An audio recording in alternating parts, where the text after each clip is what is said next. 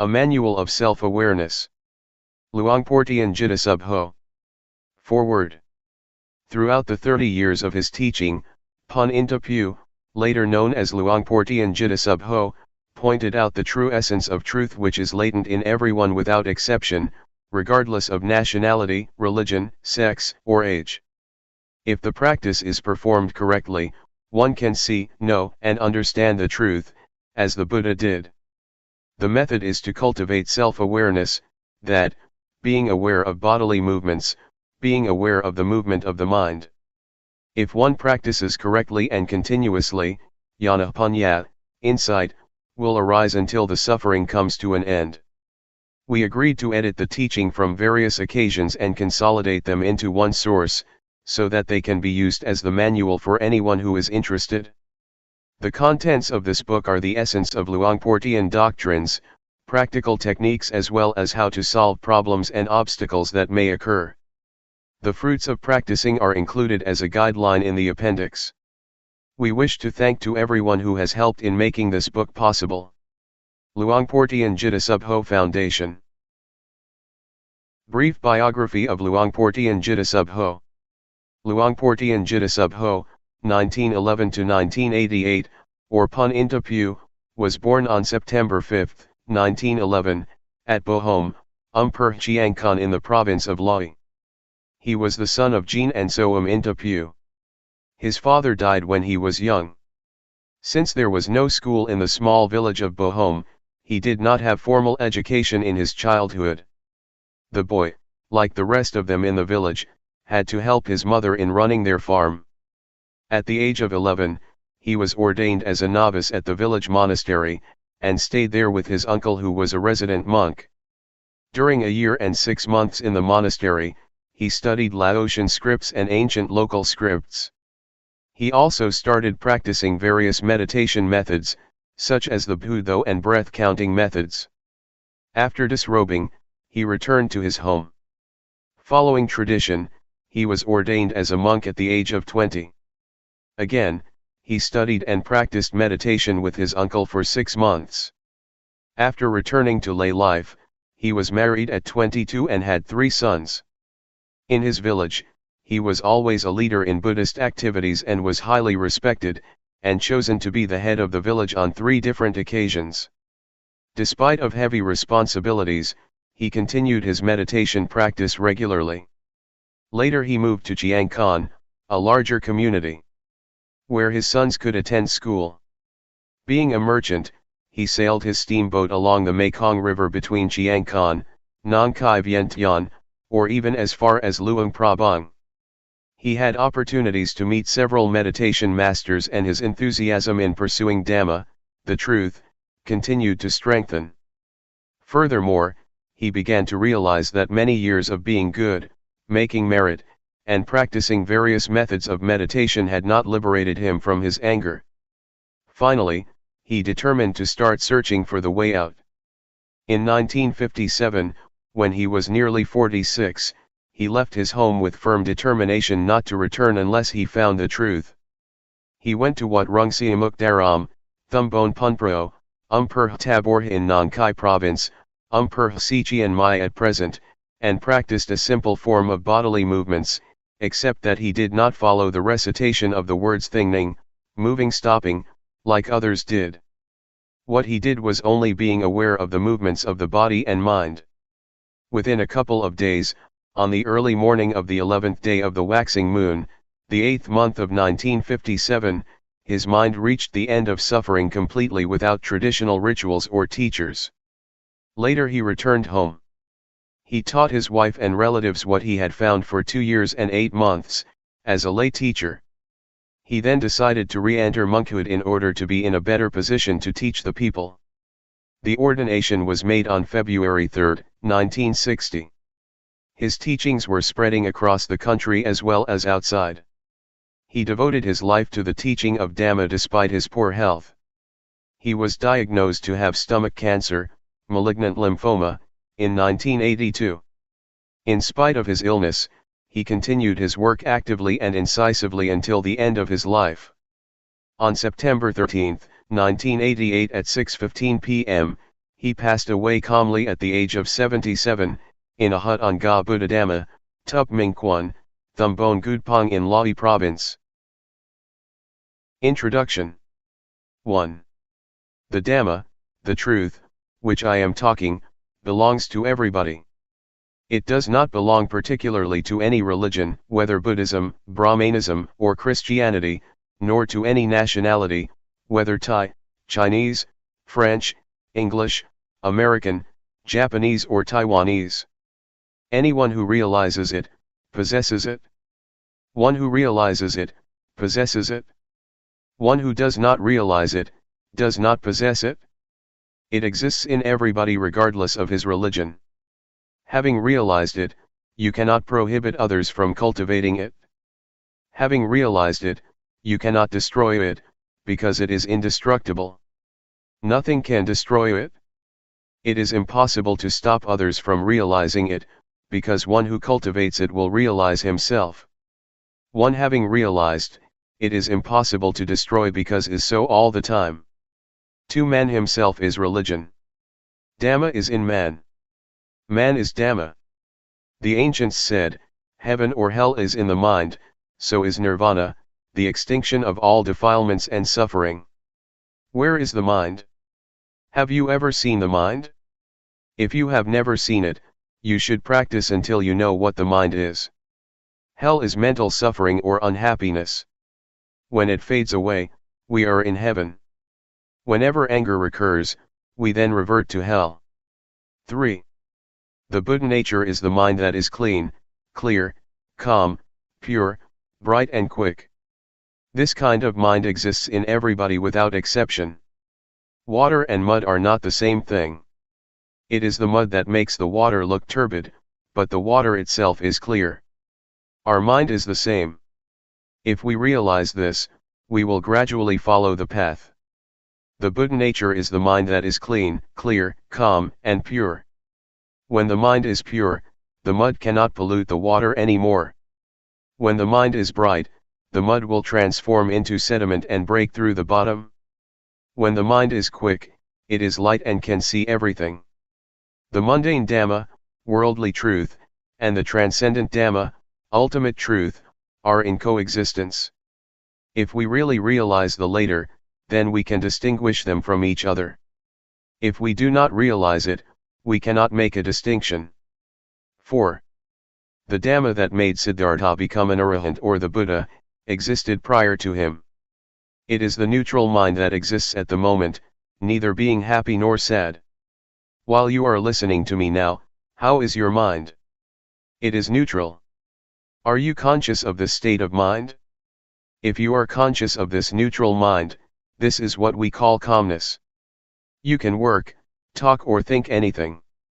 This kind of mind requires no effort. It can be easily taught, but one who does not understand it tends to make something easy unnecessarily difficult, or something simple to be complicated.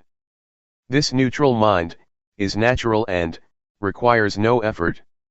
Everybody has this kind of mind, but we have never looked before.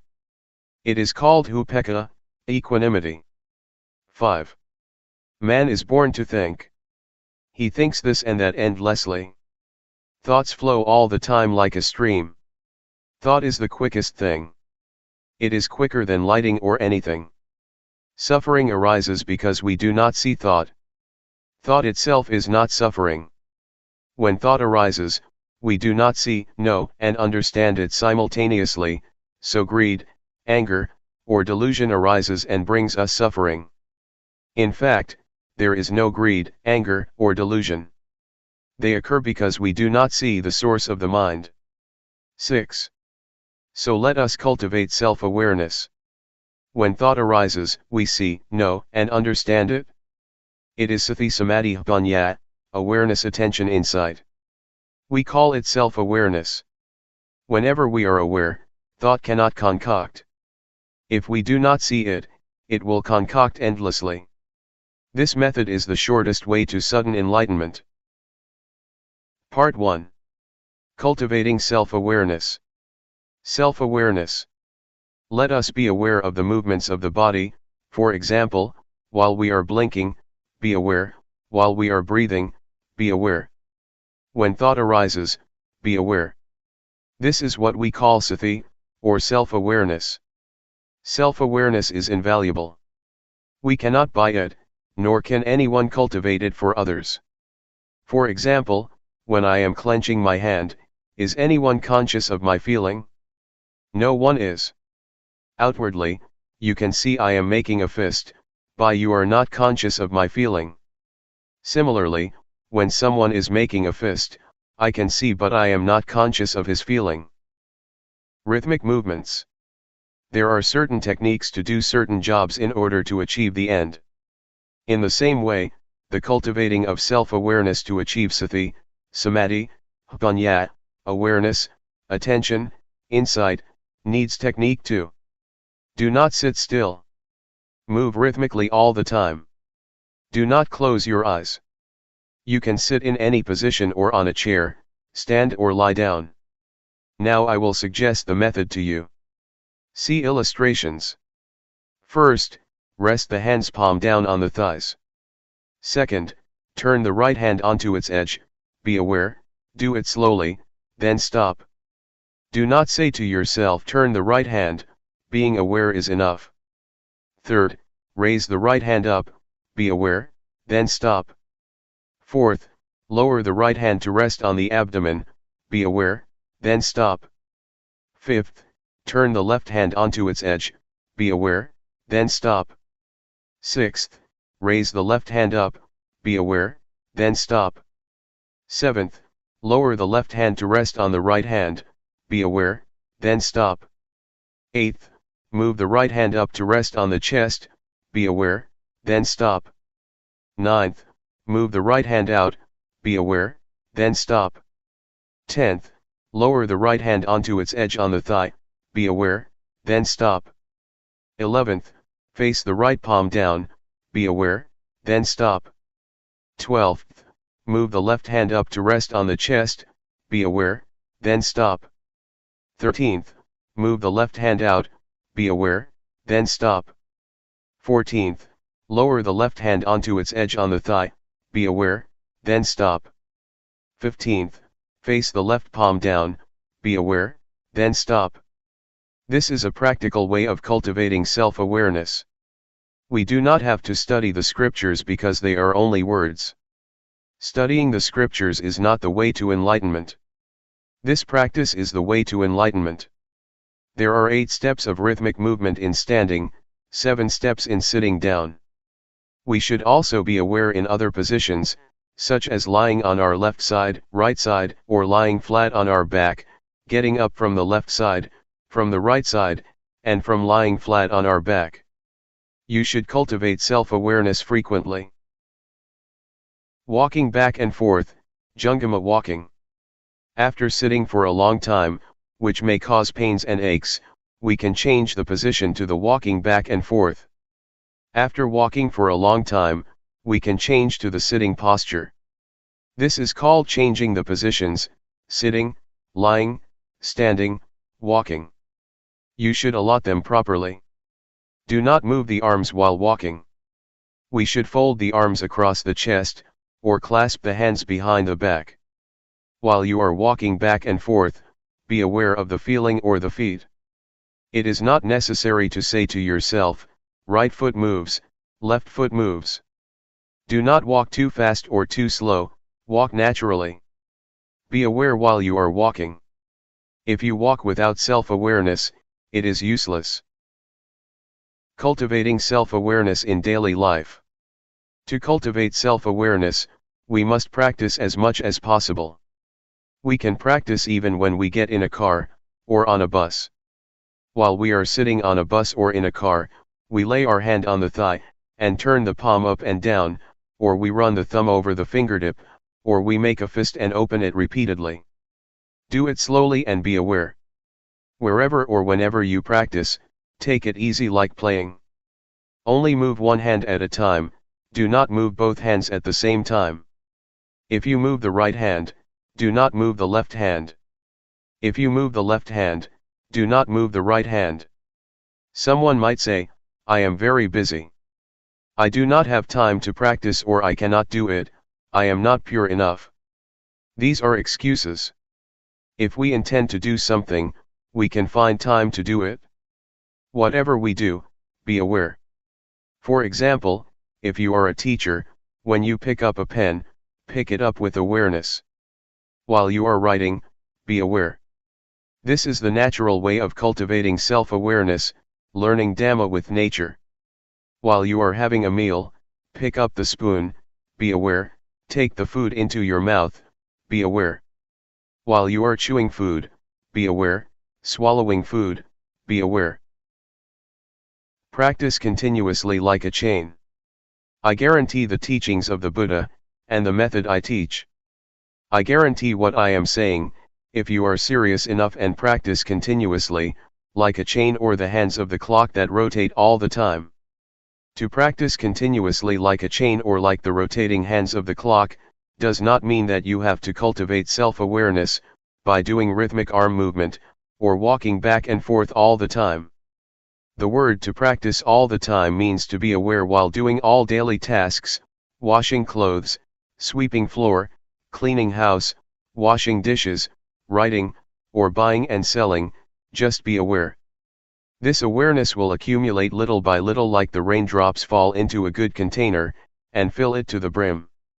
When we walk forwards or backwards, move the hand in or out, be aware. When we go to bed, we can make a fist and open it repeatedly until we fall asleep. When we wake up, we should continue our practice. This is called cultivating self-awareness. Summary. Practice the rhythmic movements continuously like a chain, as the Buddha taught. Be aware of it at every moment, standing, walking, sitting, lying, bending or stretching. When you practice the rhythmic movement, turning the palm up and down, raising the hand, lowering the hand, be aware. When you are nodding, and raising your head, be aware, leaning to the left, leaning to the right, blinking the eyes, opening the mouth, breathing in and out, be aware. When thought arises, be aware. Be aware of the movements all the time. Do not sit still. This is the technique of cultivating self-awareness. The essence of practice, a handful leaves Dhamma, is being aware of the movement of the body and the movements of the mind. I guarantee, if you practice continuously and seriously as I have taught, in at most 3 years, suffering will end. It may take only 1 year. For some people it may take only 1 to 90 days. The result is that suffering will decrease, or cannot disturb you anymore. Part 2. Walking on the path. Be sure that our objective in practicing Dhamma is self-knowledge. We should start from the basic stage and go step by step as the Buddha taught. If we do not follow this way, there will be no progress in our practice. Basic stage. For the beginners, doing rhythmic arm movement is better than walking back and forth. Move the arm rhythmically, slowly, gently, and lightly. When it stops, be aware of it. When it is moving, be aware of it. If you move the arm too fast, you cannot catch up with the bodily feeling that arises, because the awareness is not strong enough. We should practice continuously, regardless of tiredness. If we think we are tired and take a break, there will be no chain of continuity. After you have realized something called Rup-Nam, body-mind, then you can walk back and forth. You must really realize it. When thoughts arise, do not stop them. Let them flow, do not follow them but come back to Rup-Nam. Always be aware of Rup-Nam. Sometimes, piti, rapture, will arise. PT will carry us away from being aware of Rup Nam. As long as we are not aware of Rup Nam, our mind will be gradually dulled. Thoughts will arise, let them arise freely. You might feel dizzy or suffocated, if you suppress them. Be relaxed, do not worry whether you are aware or not. The first stage that one will realize is Rup Nam objects. These are Rup, body, Nam, mind, Rup acting, Nam acting, etc. See the appendix. One should review backwards and forwards, over and over. While we are reviewing these objects, thoughts will arise. Let them go. Whenever we are aware, the mind will stay with Rup Nam objects. Review them backwards and forwards, until they are embedded in the mind. When thoughts arise, sometimes we are carried away by them, which might make walking or doing rhythmic movement faster or quicker. We should be aware and slow down. It does not matter how long it takes. Seeing thought mind stage. After one has realizes Rup Nam objects completely, one should keep on observing thoughts.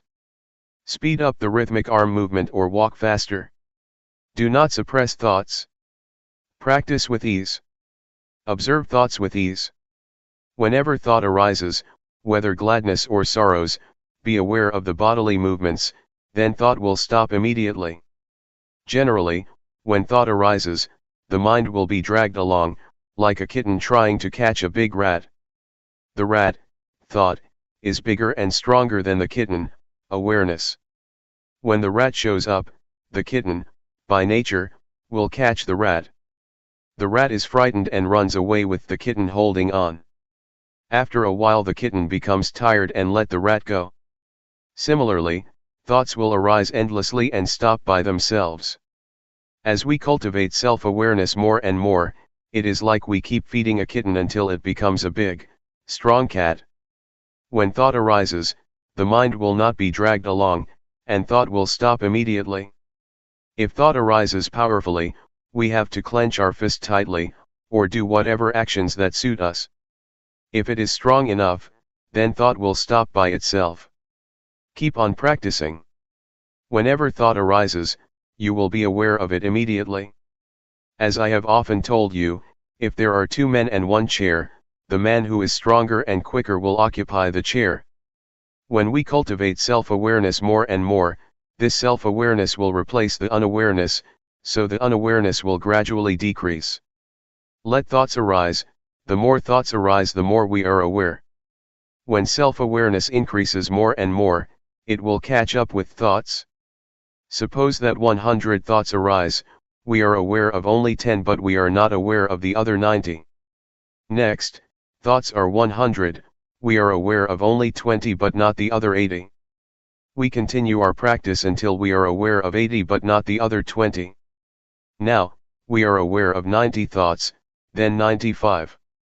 When we are aware of 95 out of 100, we should practice earnestly. Do not be discouraged or slack or sleep during the daytime. When thought arises, we are aware of it immediately again and again. Our mind will change at this point. The path starts from here. It is the beginning of nirvana. Formerly, the mind was in the dark and did not know the path. When it can overtake thoughts, then the mind will be illuminated. This light is not the external light, that can be viewed by the naked eye. The mind itself is free and illuminated. It is called wisdom eye, the arising of Jnana of Vipassana, insight. We should continue practicing rhythmic arm movement or walking back and forth. We can practice at any speed we like. Keep on practicing. Let Jnana, insight, itself penetrate the objects of insight. There is no need to learn from any teacher or scripture. When Jnana penetrates the objects of insight, the mind will be free step by step.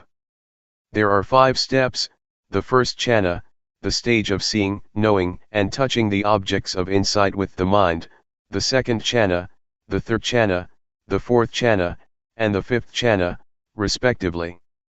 When we know, see, and understand these objects of insight, thought will arise quicker.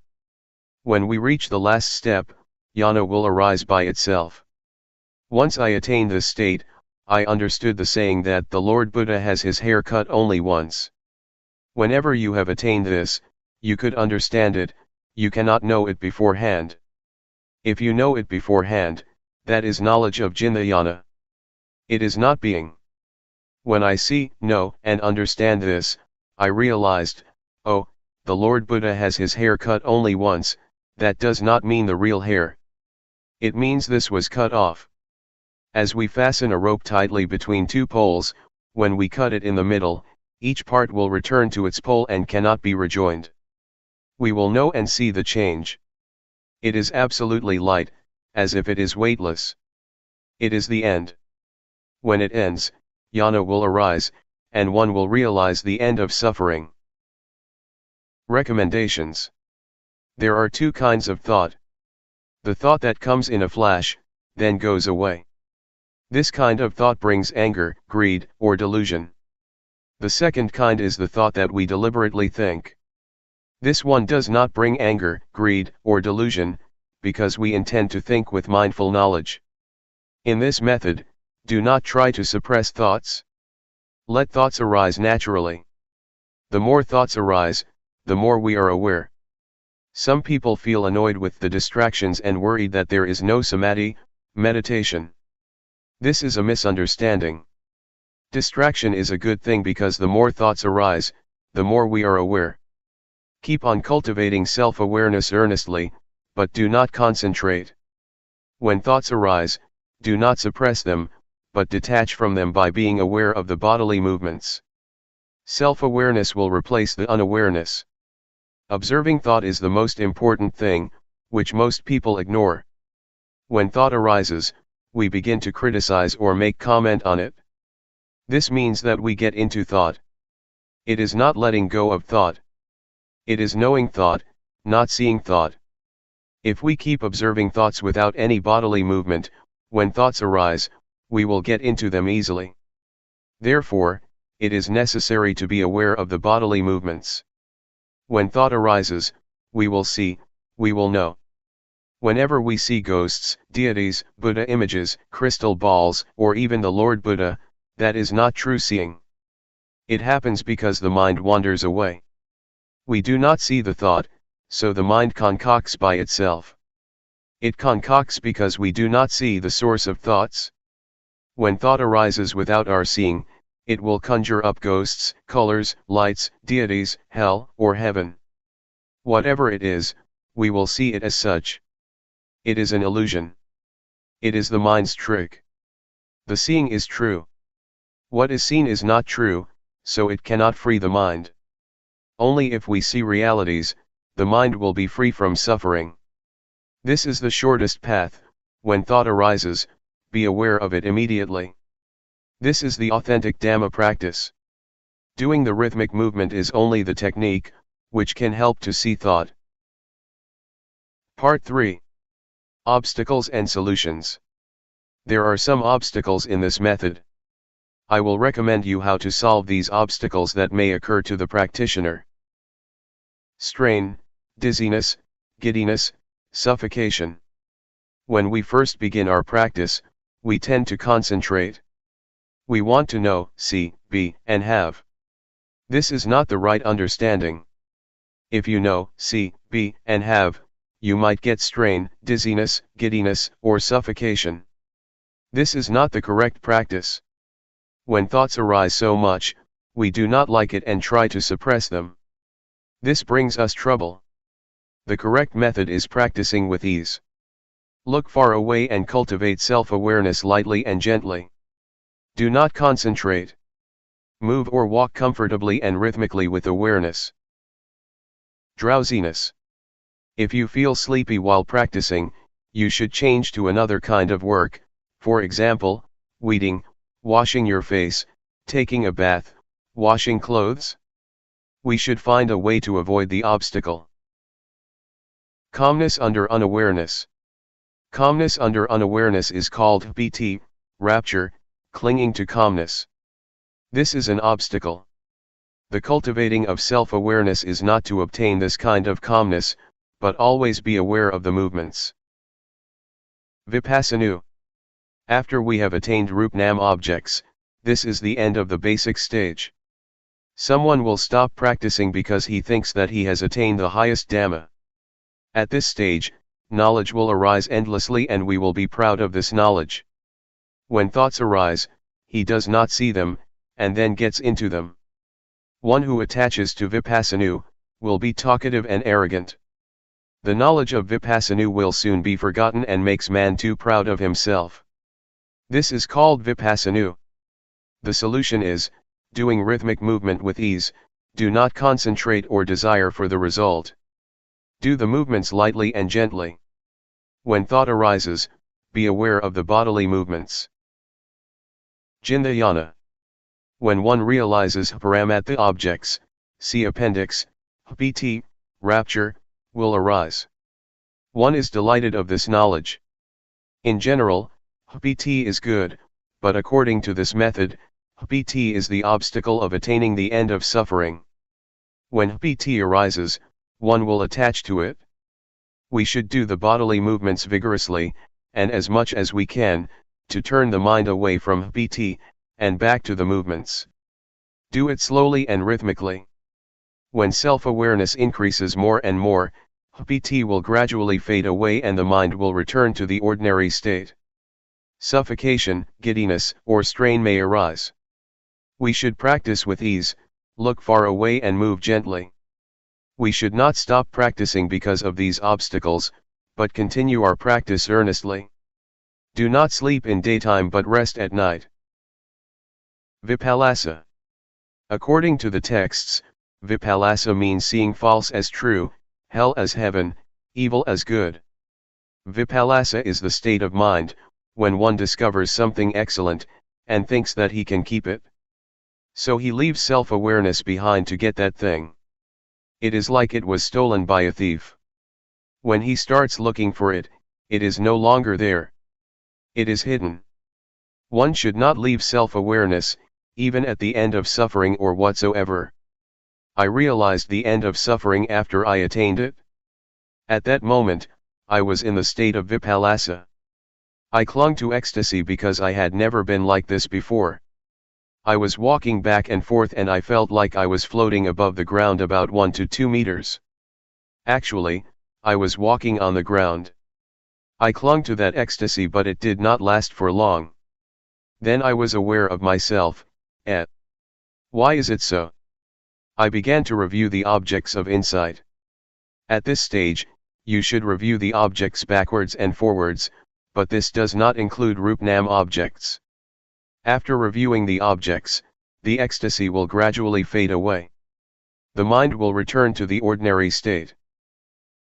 Summary. If there is strain, dizziness, giddiness, or suffocation, we should do the movements gently. Do not concentrate. Do it with ease, look far away, then the uncomfortable feelings will loosen by themselves. The solving method of Jnana is the same. Vipassana and Jnana must be solved by correcting the technique. Do not review the objects of insight. In the case of Vipassana, we must review the objects of insight, paramatha objects. Practice with ease. When the objects are clear, the strain will gradually decrease. Let thoughts arise, do not suppress them. When you practice, you must take care of yourself. Do not expect other people to take care of you. When anything that is not normal arises, you must stop practicing immediately. The abnormal state will gradually decrease by itself. Epilogue. 1. If we have right understanding, Dhamma practice will not be difficult. The truth that the Buddha taught exists in man. What he taught, everyone can do. 2. This method is easy. It is not necessary to study the scriptures, because the truth exists in man. Everyone can be aware of the movements of his own body and mind. Though we are not aware of ourselves, the bodies still move and thoughts arise, but we are not aware of them. The mind will conjure up unreality, if we are not aware of the movements of the body and the mind. This method is nothing other than being aware of the movements of the body and the mind. In other methods, There are many activities, for example, keeping precepts or practicing concentration. This method is not related to anything else. Why not? Because the truth exists within ourselves. 3. When we cultivate self-awareness, we should let every part of the body and the mind work naturally. Do not force them against their nature. This technique can be applied naturally, and does not do anything against the body's functions. Eyes, to see. Ears, to hear. Nose, to smell. The bodily movements must be done in a natural manner according to their functions. The mind generates thoughts, let it functions freely. Do not do anything against the natural functions of the body and the mind, but cultivate the self-awareness to catch up with the movements of the body and the mind. 4. There are two kinds of calmness. The first is the calmness under unawareness, a dull calmness like a brick or stone. It is called calmness without bhunya or calmness under delusion. The second is calmness with awareness. It may not be called calmness, but should be called enlightenment. This kind of calmness is calmness without anger, greed, delusion, calmness without ignorance, calmness without unawareness. Whatever you call it, it is only words. Calmness with awareness means we do not want anything else. We no longer seek for teachers, or methods, or places. Calmness means cessation. 5. The rhythmic bodily movements and the cultivating of self-awareness cause bhunya. This bhunya does not arise from intellect. It arises from the law of nature. We call it jnana bhunya of Vipassana, wisdom of insight. What is the meaning of bhunya arising?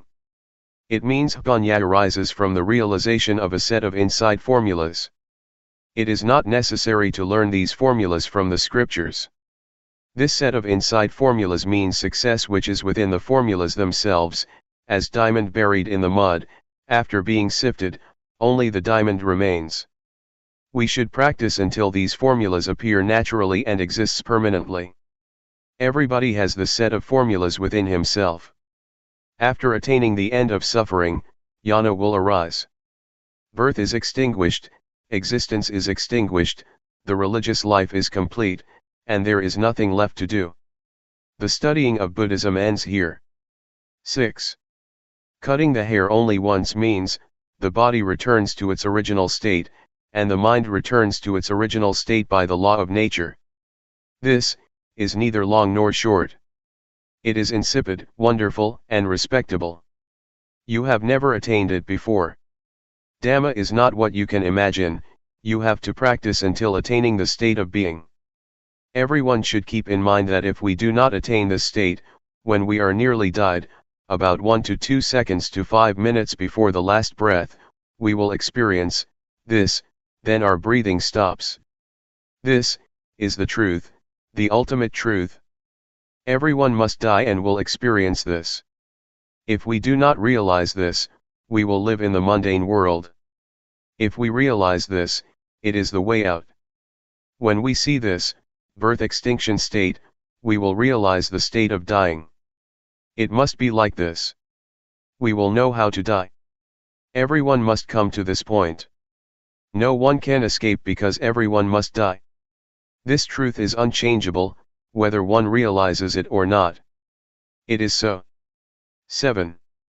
Being aware of the movements of the body and the mind, can lead us to this point, the end of suffering.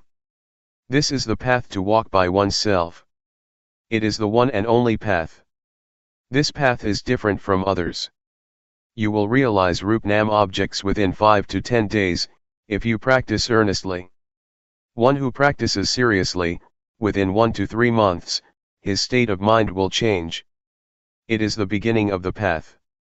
If you are a conscientious man, no longer than 3 years, you will attain the end of suffering. For one who is not serious enough, it is useless even after 10 years. I have challenged many people to practice. More or less, some must have realized. Warning. You should not practice according to your own content, opinion, or thought. In order to make your practice progress, You should be obedient to the instruction of the craftsman, the teacher. You should avoid talking to each other, and refrain from taking all kinds of addictive things, such as cigarettes, tea, coffee, etc., otherwise your mind will be attached to them. You should practice with determination. Do not deceive yourself. Do not sit still. Keep doing rhythmic movements continuously. Do not concentrate. Practice with ease. Open your eyes. Let thoughts arise freely, do not suppress them. For this method, you will see, know, and understand this way, see appendix. If you see other than this, it is not correct. Normality. Luangpor Teean, 1911–1988, was one of the most remarkable teachers of Buddhist practice, to appear in Asia in modern times. His teaching issued very directly from his own experience, intensely personal and original. Not a scholar nor academic, but a simple man who spoke very frankly about his experiences. His method of meditation employs simple hand and arm movements as a way to increase awareness. If you are searching for ways to calm a busy mind, Luangpor Teean's gentle teaching will guide the way. Luangpor Teean Jitta Sub Ho. Forward. The way Luangpor Teean teaches differs somewhat from other teachings because he speaks directly from his experiences. Luangpor Teean couldn't read or write, nor speak Central Thai, only the Lao dialect, until 12 or 13 years before he died. Because of this lack of academic knowledge, his words don't always correspond to the accepted interpretations of those words. One who is attached to conservative explanations will find this unacceptable, but someone with an open mind, concerned about what is behind the words, can step over rigid views about what things mean. For example, the four chanas are explained in terms of the four stages of enlightenment, and seeing the Tathagata, as seeing oneself. Some of these points could be seen as ready-wit, Pali, Patipanna, and at the same time, their meaning recognized. Other things need a mature attitude of not fussing about definitions, but sincerely opening up to what Luangpor is trying to convey. It is unlikely that it will escape the reader's attention that Luangpor Teean was a simple man, who spoke very frankly about his experiences, and the reason he did so seems rather obvious. With confidence one is liable to open up the mind more and come closer to what Luangpor is pointing to. To have an open mind is exactly what awareness is about, to receive anything that appears or occurs in the present, whether it is a sensation due to movements, breathing, the eyes blinking, the knee resting on the floor, a breeze touching the skin, or even sound and visual phenomena. We hear and see them in the present, don't we? As long as the mind doesn't proliferate, all of this can be used as more objects of awareness. They are not obstacles. That's a different attitude than training in concentration, where the mind is narrowed down to one point. But samadhi is the establishing of the mind, and we can establish the mind in awareness every second of the day because movements, as well as this practice, are natural. The translator. Walking the path. Taking a shortcut. Today the monks, novices, and lay people are meeting here in order to study the method to develop meditation. We're not interested in anything else because we've done it already. For example, making merit, being generous, upholding precepts and doing tranquility, meditation. As for insight meditation, we've heard about it, but we don't yet understand, or we've only practiced it a little bit. Therefore, before we start practicing insight meditation, we have to rely on listening and reading from scriptures before we understand what tranquility meditation is and what insight meditation is. Developing awareness is the path that the Buddha teaches. Things outside of Buddhism. Making merit, being generous, keeping precepts and doing tranquility meditation are a pair with the world.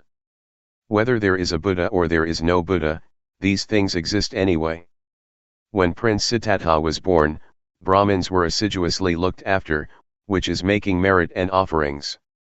As for tranquility meditation, it's a matter of psychic powers, a matter of ambition. We've probably heard about becoming invisible, flying through the air, diving into the earth, reading other people's minds, multiplying oneself, reciting magical verses to obstruct vision, and hearing by entering absorption. This is not insight. According to the Buddha's biography, when Prince Siddhartha ordained, he studied with the hermit Alara, and mastered 7 absorptions, 4 form absorptions and 3 formless absorptions.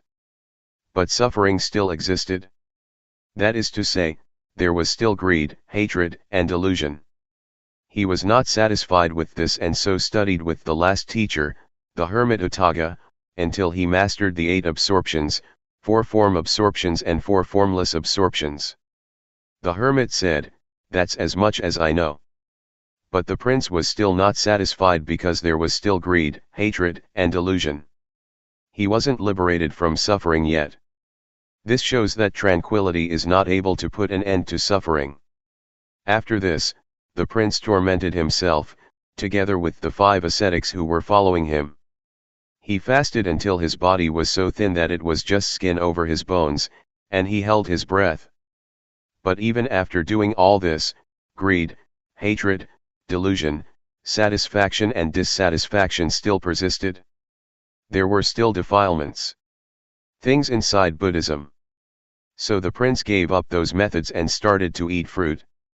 Because of this, the 5 disciples avoided and eventually left him, so he practiced by himself. Having eaten some rice offered by Miss Suchata, his body recovered strength. He reflected on the various methods that he had been practicing but which were not capable of shaking off the defilements. He still had troubles and suffering. So the prince turned around and looked at his mind and was, at last, successful. He attained Anuttara Sammasambodhiyana and became the fully enlightened Buddha. He was able to conquer all the defilements and to extinguish suffering, leaving only coolness. His body was back to normal and his mind was free of suffering at last. He lived with and enjoyed the happiness of awareness and wisdom. Having attained this, the Buddha shrank back from teaching, reflecting that this practice was profound, and it would be hard to understand. So it can be taken that mind development is something difficult to do, and that this is what Buddhist teaching is about. As for making merit, being generous, keeping precepts, and doing tranquility meditation, it is not the teaching of the Buddha, but a teaching of teachers at large. Teachings outside of Buddhism. There were many sects in India. Some sects taught to lie roasting on fire so that defilements would dry up, some taught to lie on thorns to endure through the pain and torment that resulted from that, in order to get rid of defilements. Some sects ought to give up everything including clothes, a practice known as naked asceticism, so as to induce the feeling that there is no self, no shame. It was believed that defilements would be dissolved that way. Altogether, there were many sects, but none of them could eliminate the defilements.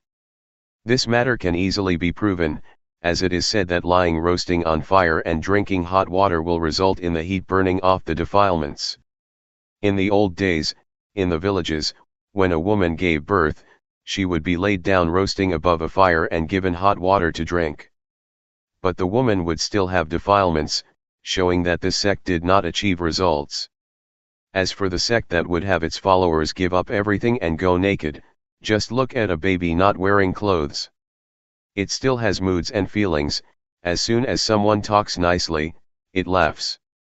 And when someone scolds, it cries, whether naked or clothed. This shows that defilements are not in the body, they are in the mind. Therefore, to practice Dhamma we have to practice at the mind. I will tell you so you'll understand, because I have been doing this, repeating a mantra such as Bhud, though, Samat Arahant, rising falling, counting, 1, 2, 3 with these methods, one has to sit with the eyes closed and repeat a word while watching the breath, for example, saying Bhud, with the in-breath, and though, with the out-breath. I've done quite a lot of this, but there was still satisfaction and dissatisfaction, greed, hatred, and delusion didn't diminish. This kind of practice is called tranquility meditation. Tranquility meditation is not more than a means to make the mind peaceful, but it is peace under the influence of delusion. It's just like putting a rock on top of grass. As long as the rock is on top of the grass can't grow, but when the rock is removed, the grass grows just as before, or maybe even more vigorously than before. It is true that there is no lopa, dosa, and moha when we're sitting alone, with the eyes closed, but as soon as we go back into society, like and dislike are born again. This is how it is. Going off to stay in a cave in a forest or the mountains cannot extinguish suffering, just because of going to stay there. At first, I did it like that also. The teachings inside Buddhism. The word Vipassana translates as realizing and truly seeing. Seeing what? Seeing impermanence, instability, and non-selfhood. When having insight, one views things differently than before. It is a transcendency. When we don't yet see clearly nor truly know, then acting, speaking, and thinking are as before. It is not yet Vipassana. But when we feel differently than before, that is, greed, hatred and delusion decrease, it can be called Vipassana. A handful of leaves, awareness.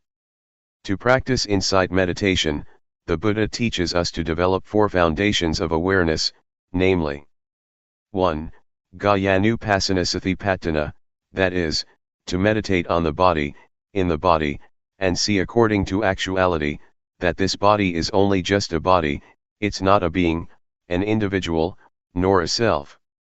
It is neither me nor it. 2. Vedananupassana Satipatthana, to meditate on the feelings, and see according to actuality, that these feelings are only just feelings, they are not a being, an individual, nor a self. They are neither me nor them. 3. Jittanupassana Satipatthana, to meditate on the mind, in the mind, and see according to actuality, that this mind is only just mind, it is not a being, an individual, nor a self. It is neither me nor it. 4. Dhammanupassana Satipatthana, to meditate on the mental objects, in the mental objects, and see according to actuality, that these mental objects are only just mental objects. They are not a being, an individual, nor a self. They are neither me nor them. The teachings of the Buddha are many, I'm not able to describe all of it. We've probably heard that at one time our Buddha was walking with a number of monks in the forest. Seeing fallen leaves scattered around, the Buddha picked up a handful of leaves and asked those bhikkhus, monks, which is more, the leaves in my hand or all the leaves in the forest? The bhikkhus answered, the leaves in the forest are more than those in your hand, so much so that they cannot be compared. The Buddha then taught that the knowledge and understanding that the Buddha had studied was comparable to the leaves in the forest, and the knowledge that he taught us was comparable to a handful of leaves. The leaves in the forest stand for making merit, generosity, keeping precepts, and developing tranquility meditation, and the handful of leaves for insight meditation. However, to do Vipassana we have to study through listening and reading at first, before we start practicing. Otherwise we'll waste a lot of time gathering all the leaves in the forest. The practice of Vipassana that the Buddha teaches, though developing the 4 Satipatthana, means learning to be aware. The Buddha said that there are 2 things that are of great assistance, namely, first, sati, to recollect or not forget that there is the body, that there are movements, that there are feelings, that there is mind or that there are mental objects. Before doing or thinking anything, know it with awareness. And second, sampajanya, to realize, the moment we're thinking something, to realize it fully. Sati sampajanya, when using ordinary language, just means to wake up, to awaken, to feel oneself all the time. Developing awareness gives rise to wisdom. Talking from experience, it is not necessary to sit with the eyes closed in order to develop awareness. I've done the method of sitting with closed eyes, and wisdom didn't arise. But doing the new method, my method, wisdom did arise, and I got the feeling that is in accordance with the texts. Some people may think that my method is new because they've never heard it before, but actually it is as old as the Buddhist teachings. A. Arouse the body to always feel and be awake. The development of awareness that I'm talking about and have been doing is done as follows. We can either sit down on the floor or on a chair, and it can even be done in the lying or standing position. Catch with your awareness the movements of the hands, turn the hand up, turn the hand down, raise the hand, lower the hand. Be aware of each posture. Do this often. This is the coarse way of developing awareness. Simply speaking, walking, or lying down, or whatever you may be doing, know it. Everyone can do this method, no matter what religion one believed in. It can be practiced by all. People of all nationalities can do it because everyone has a body and mind. All religions teach the same thing, to abandon what is bad and to do what is good. B. Arouse the mind to always feel and be awake. Having developed awareness until one is skilled at it, catch the feelings in the mind with awareness, following whatever comes up, no matter what one is thinking. Know and see it. Keep watching your own thoughts continuously. Regardless of what you're doing, look at your own mind all the time, no matter what it is that you are doing, reading a book, writing, digging, cutting grass or bathing. Keep watch over your own mind all the time. What kinds of feelings are coming up? Satisfaction, dissatisfaction, worry, doubts, etc. These things are all thoughts, objects. Watch over these thoughts and objects. Then we will see the various kinds of thoughts, such as gladness, sadness, desire to get, desire to not get, anger, hate, and so forth. They don't exist all the time. They arise and pass away, they change all the time. We are not glad or sad for 24 hours. See, to know and see according to reality. Change, arising passing away, is what the Buddha showed to be impermanence, instability and non-selfhood. So don't follow moods. The Buddha proclaimed that he was enlightened by working with the mind. We have to look at our minds. Watching the mind is turning on the light by using the switch. When we do this often, awareness will become nimble and quick. Awareness will intercept greed, hatred, and delusion and prevent it from arising. Awareness and concentration are together. As for wisdom, it means knowing and seeing clearly. In Pali, it says Nati Panyasama, meaning there is nothing as bright as wisdom. And Sathi they sung Navaranung, meaning awareness is that which prevents the stream of defilements. There isn't anything that is fast enough to hold back the stream, other than Sathi.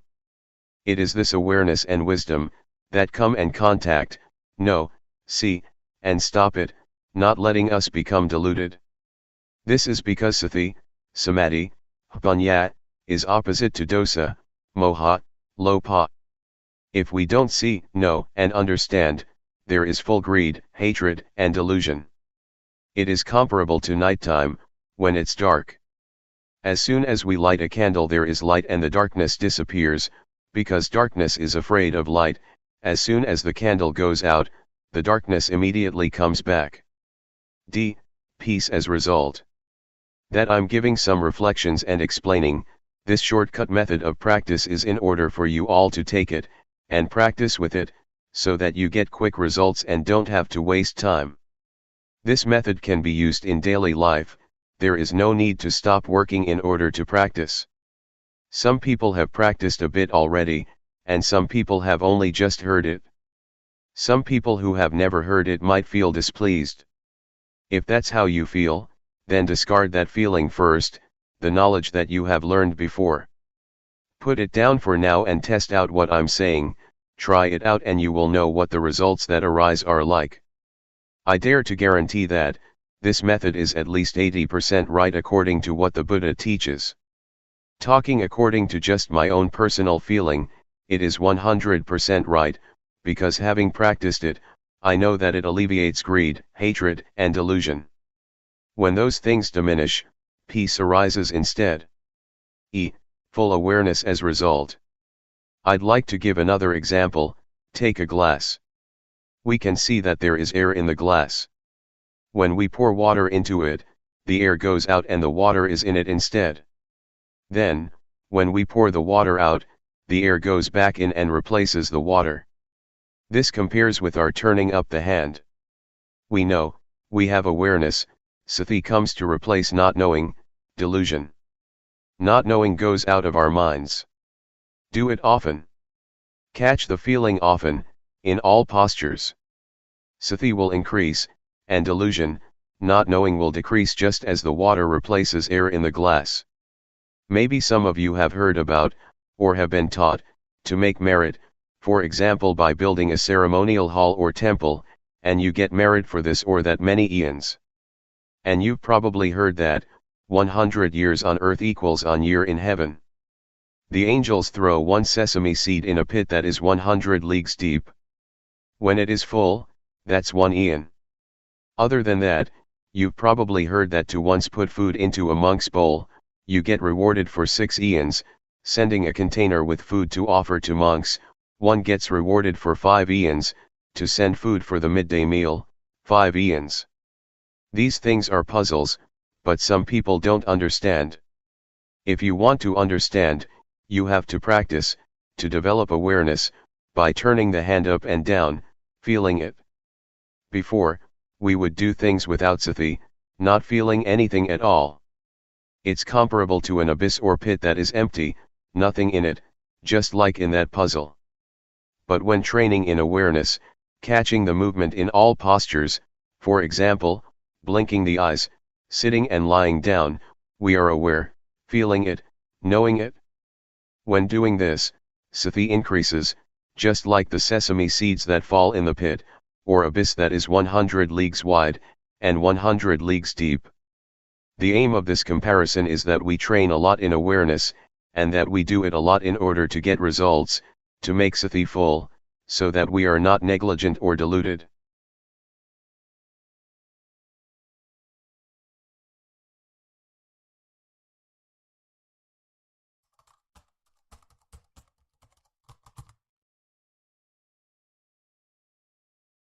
May all beings be at ease, whatever living beings there may be, whether they are weak or strong, omitting none, the great or the mighty, medium, short or small, the seen and the unseen, those living near and far away, those born and to be born. May all beings be